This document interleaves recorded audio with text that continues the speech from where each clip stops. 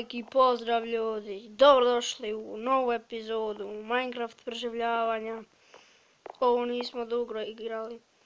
Između epizoda sam minao, naprašao sam dijamante, napravio sam full dijamantni armor, ali nisam snimao. I još sam pravio vamo rijeku, jednu to sam pravio, znači 2 dana u stvarnom životu, ne 2 dana u Minecraftu. To mi je dosta oduzelo vremena, znači evo vamo. Pogledajte kako je lijepo sada. I to je to. Znači, našao sam još jedan spawner. Isto zombi, ali vrlo sam teško do njega došao, zato što je bilo zombija tonu i pol, znači. I bacio sam novu teksturu, kao što vidite, Fateful tekstura 32x32, znači baš dobra tekstura. Jedino nešto malo baguje kada se stavi kanta ili name tag, veliko bude i nešto nam pojma. Ovo je baš dobra ovako tekstura, znači. I da kažem da je ovo zadnja epizoda Minecraft preživljavanja, ljudi, nećemo više snimati pošto nemamo šta da radimo.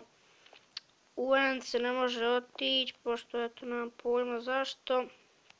U Nether se može otići, ali je vrlo zajebano, ja sam išao i izginuo sam odmah.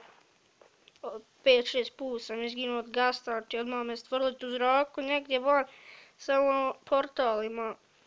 Tako da sam jedva opet stvari sve uzeo, znači. Samo sam želio da kažem da je to od ovog. Ako želite da nastavim ovaj serijal, znači drugu sezonu, da pišite u komentare, ja ću da nastavim.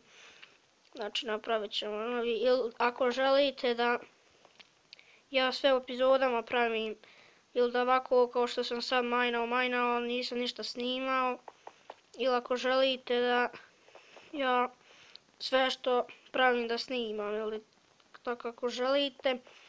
I to bilo to od ove epizode, znači ovaj svijet neću da uništavam, znači ostavit ću ga ovako, neka stoji, nekada će mi trebati.